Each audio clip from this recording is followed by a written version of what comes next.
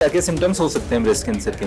तो ब्रेस्ट में कोई भी गांठ होना वो एक ब्रेस्ट कैंसर का लक्षण हो सकता है, या आर्म पिट में बाजू में कोई गांठ होना, पूरे ब्रेस्ट का में सूजन होना, ब्रेस्ट का लाल पड़ जाना, निप्पल का अंदर की तरफ को चले जाना। कि ब्रेस्ट कैंसर में 40 साल से ज़्यादा उम्र की लेडीज़ को हर साल में एक बार मेमोग्राम करवाना चाहिए ज़रूर। आप देख रहे हैं वार्ता 24। देश में ब्रेस्ट कैंसर का प्रकोप बढ़ता ही जा रहा है। इसको लेकर के क्या सावधानियां होनी चाहिए, क्या अवेयरनेस होनी चाहिए, इस टॉपिक पर हमारे साथ बातचीत करने के लिए medical oncologist doctor Amit Saglani मौजूद हैं। उनसे जान लेते हैं। सर, कैंसर बढ़ रहा है, लोगों को अवेयरनेस के चक्कर में नहीं मालूम रहता है कि क्या करना चाहिए, क्या सावधानी बरतनी चाहिए।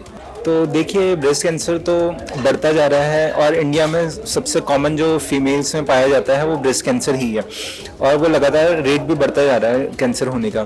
तो कुछ चीज़ें हमें महिलाओं को जागरूक होना चाहिए, हमें हमारी तरफ से, और महिलाओं को खुद से भी जागरूक होना चाहिए। तो जो भी सिम्टम्स हैं उनमें ध्यान देना चाहिए। तो हम बात करते हैं क्या क्या सिम्टम्स हो सकते हैं ब्रेस्ट कैंसर के। तो ब्रेस्ट में कोई भी गांठ होना वो एक ब्रेस्ट कैंसर का लक्षण हो सकता है, या आर्म पिट में बाजू में कोई गांठ होना, पूरे ब्रेस्ट का में सूजन होना, ब्रेस्ट का लाल पड़ जाना, निप्पल का अंदर की तरफ को चले जाना, ये सब कारण ब्रेस्ट कैंसर के हो सकते हैं। तो इन कारणों को कभी भी इग्नोर नहीं करना चाहिए और अपने डॉक्टर से ज़रूर परामर्श लेना चाहिए। उसके अलावा महिलाओं को एक और चीज़ जान लेनी चाहिए कि स्क्रीनिंग जो प्रोग्राम्स होते हैं उनमें हमेशा पार्टिसिपेट किया जाए। तो स्क्रीनिंग जो गाइडलाइंस है जो all over the world follow होती है वो ये है कि ब्रेस्ट कैंसर में 40 साल से ज़्यादा उम्र की लेडीज़ को हर साल में एक बार मेमोग्राम करवाना चाहिए ज़रूर। तो इससे फ़ायदा ये होता है कि अगर ब्रेस्ट कैंसर जल्दी पता चल जाए, क्योंकि ये बहुत तेज़ी से बढ़ता जा रहा है इंडिया में, तो अगर हमें जल्दी पता चल जाता है उसका क्योर संभव हो जाता है। सर, एक चीज बताइए, क्या मोटापा इसकी वजह मान सकते हैं? हाँ जी, मोटापा भी एक कारण है ब्रेस्ट कैंसर होने का। तो जो देखा गया है, रिस्क फैक्टर का मतलब यही होता है कि नॉर्मल लोगों के कंपैरिजन में अगर हम कोई एक रिस्क फैक्टर को लेके चलें तो उनका इंसिडेंस कितना ज़्यादा होता है। तो मोटापा, जो महिलाएं मोटापा होता है, स्पेशली जो मीनोपॉज के बाद जो मोटापा होता है, मीनोपॉज से पहले का मोटापा नहीं, बट जो मीनोपॉज के बाद का मोटापा है वो एक ब्रेस्ट कैंसर के रिस्क को बढ़ाता है नॉर्मल महिलाओं की अपेक्षा में। सर, आज की भागदौड़ी लाइफ में लोग जो स्मोकिंग और अल्कोहल भी महिलाएं कर रही है, तो इसका भी कुछ असर पड़ता है? हाँ जी, अल्कोहल का डेफिनेटली लिंक है ब्रेस्ट कैंसर से। तो अल्कोहल भी एक सेडेंटरी लाइफस्टाइल भी करता है और मोटापा भी करता है। उसके अलावा अल्कोहल अपने आप में भी एक रिस्क फैक्टर है ब्रेस्ट कैंसर का। सर, क्या जो मेंस्ट्रुअल साइकिल है उसका भी कुछ इफेक्ट रहता है? हाँ जी, वो महिलाएं जिनके पीरियड जल्दी आना शुरू होते हैं, जल्दी से मेरा मतलब है नॉर्मली 13 से 14 साल की उम्र में होते हैं। जल्दी का से मेरा मतलब है अगर 9 या 9 साल से पहले आना शुरू होते हैं, या फिर जिनका मीनोपॉज लेट होता है, लेट 50-55 साल के बाद तक मीनोपॉज होता है, 50-55 साल तक। ऐसी महिलाएं जिनकी साइकिल्स लंबी होती है, जिनमें ईस्ट्रोजन का एक्सपोजर ज़्यादा होता है, तो ऐसी महिलाओं में रिस्क फैक्टर होता है ये ब्रेस्ट कैंसर का, और ये एक बहुत ही मेजर रिस्क फैक्टर है ब्रेस्ट कैंसर का। सर, अक्सर हम कैंसर का नाम सुन के भय पैदा हो जाता है, कुछ लोग नहीं बता पाते हैं, तो प्राइमरी जो सिम्टम्स है वो पता नहीं लग पाते हैं, तो इसके लिए क्या करना चाहिए? हाँ जी, तो देखिए, ब्रेस्ट कैंसर तो एक सीधा सादी चीज़ होती है। कोई भी गांठ मिले ब्रेस्ट में और या बाजू में तो कभी भी इग्नोर नहीं करना चाहिए, डॉक्टर से मिलना ही मिलना चाहिए। आपका डॉक्टर आपको बताएगा कि ये ब्रेस्ट कैंसर हो सकता है कि नहीं। उसके अलावा महिलाओं को अपने आप से अपनी ब्रेस्ट का चेकअप करना चाहिए। तो पीरियड खत्म होने के 4-5 दिन बाद महिलाओं को अपने आप से भी ब्रेस्ट का एग्जामिन करना चाहिए। कोई भी उन्हें गांठ महसूस हो, शीशे के आगे कर सकते हैं, लेट के, खड़े होके, हाथ ऊपर करके, अलग अलग पोजीशंस होती हैं, और अपने पूरे ब्रेस्ट को पूरा का पूरा कवर करके हाथ से फील करके कोई गांठ तो नहीं मिल रही है। अगर कोई भी गांठ मिलती है तो डॉक्टर के पास तुरंत जाना चाहिए। सर, ब्रेस्ट कैंसर का ऐसा कुछ होता है क्या, कोई एज लिमिट है, इस उम्र तक होना चाहिए, या फिर बच्चों में नहीं हो सकता या बुजुर्गों में नहीं हो सकता, ऐसा कुछ है क्या? देखिए, ब्रेस्ट कैंसर पहले अगर हम पुराने ज़माने की बात करें, आज से 10-20 साल पहले, तो यूजुअली 40 साल से ऊपर के पेशेंट्स को ही देखने को मिलता था। बट आजकल 30s में भी देखने को मिल रहा है और बहुत रेयरली 20s में भी देखने को मिल रहा है। तो ब्रेस्ट कैंसर का इंसिडेंस स्पेशली इंडिया में यंग फीमेल्स में होता जा रहा है ज़्यादा। तो ये लाइफस्टाइल्स है और लाइफस्टाइल फैक्टर, कुछ इन्वायरमेंटल फैक्टर्स हैं, पोल्यूशन और ये सब चीज़ें भी हैं जो ये सब चीज़ों को रिस्क फैक्टर बढ़ा सकती है। तो कभी भी ऐसा नहीं सोचना चाहिए मेरी ब्रेस्ट में गांठ है, मेरी उम्र तो 30 साल है तो ये तो मुझे कैंसर नहीं हो सकता है। ये हमेशा डॉक्टर को डिसाइड करने दीजिए कि कैंसर हो सकता है कि नहीं। कोई भी आपको गांठ फील हो तो दिखाना चाहिए डॉक्टर को अपने।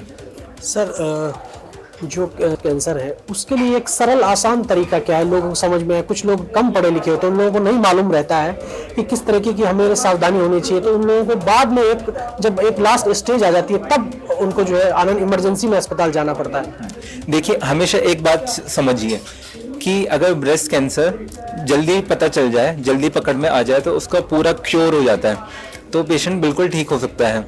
बहुत ज़्यादा चांसेस होते हैं, 95% चांसेस होते हैं कि अगर ब्रेस्ट कैंसर पहले स्टेज 1 में, स्टेज 2 में पता चल जाए, अगर कहीं और ना फैला हो तो क्योर चांसेस बहुत ज़्यादा होते हैं ब्रेस्ट कैंसर में। तो इसलिए हमेशा जागरूक होना चाहिए, कभी भी छुपाना नहीं चाहिए, डॉक्टर से परामर्श जरूर लेनी चाहिए कोई भी ब्रेस्ट में गांठ मिले, और कोशिश करनी चाहिए स्क्रीनिंग मैमोग्राम के लिए कोशिश करनी चाहिए 40 साल के बाद। तो घबराई नहीं, ब्रेस्ट कैंसर का जो ट्रीटमेंट है, लोग ये भी सोचते हैं कि लोगों के मन में धारणा होती है कि नहीं हमारा शरीर तो झेल ही नहीं सकता। देखिए, वो डॉक्टर डिसाइड करेगा आपका शरीर झेल सकता है कि नहीं, और ट्रीटमेंट प्रोटोकॉल्स उसी हिसाब से होते हैं कि आपका शरीर झेल पाए उन चीज़ों को। सर थोड़ा सा ट्रीटमेंट के बारे में बता दीजिए हमारे दर्शकों को। हाँ जी, तो ब्रेस्ट कैंसर के बहुत सारे ट्रीटमेंट हैं जिनमें एक सर्जरी होती है, रेडिएशन होता है, कीमोथेरेपी होती है, हार्मोन थेरेपी होती है, टारगेटेड थेरेपी होती है और इम्यूनोथेरेपी होती है। तो सर्जरी में भी आजकल हमारे पास बहुत सारी टेक्निक्स हैं जिनमें हम पूरे ब्रेस्ट को अगर जल्दी पता चल जाए और छोटा सा साइज़ हो ब्रेस्ट के साइज़ के कंपैरिजन में, तो ब्रेस्ट को बचाया जा सकता है, पूरा काटने की ज़रूरत नहीं पड़ती। बट अगर एडवांस स्टेज में हो तो ब्रेस्ट पूरी निकालनी पड़ सकती है। रेडिएशन थेरेपी में भी बहुत ज़्यादा एडवांसमेंट है। पहले जब हम रेडिएशन देते थे तो उसमें रेडिएशन में ब्रेस्ट के अलावा और भी ऑर्गन्स होते थे जिनमें रेडिएशन जाता था, जैसे लंग हो गया, हार्ट हो गया। अब रेडिएशन टेक्निक भी ऐसी हो गई है कि कम से कम और ऑर्गन्स को जो कैंसर है उसमें ज़्यादा से ज़्यादा डोज मिले और जो ऑर्गन्स हैं बाकी के उनमें कम से कम डोज मिले। उसके अलावा कीमोथेरेपी से जो साइड इफेक्ट्स होते हैं उनके लिए भी बहुत सारी मेडिसिन आ गई है जिनसे कीमोथेरेपी के साइड इफेक्ट्स मिनिमल हो गए हैं।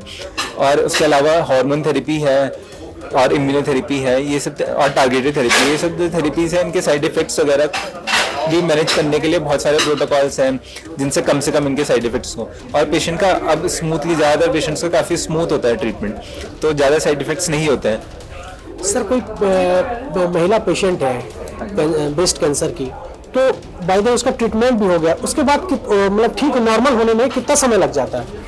देखिए, जब जो ट्रीटमेंट होता है उसमें कुछ साइड इफ़ेक्ट्स होते हैं, बट ट्रीटमेंट खत्म होने के बाद usually long term side effects, बहुत ही रेयर होता है कि लॉन्ग टर्म साइड इफ़ेक्ट्स हो, बट फिर भी फॉलोअप किया जाता है पेशेंट्स का। कोई भी नया सिम्टम्स हो, कोई भी सिम्टम्स हो, ट्रीटमेंट की वजह से साइड इफेक्ट हो या फिर कैंसर वापस ना आ जाए, उसको देखने के लिए भी फॉलोअप किया जाता है। बट हाँ, ट्रीटमेंट खत्म होने के बाद बहुत ही कम चांसेस है कोई साइड इफेक्ट रह जाए।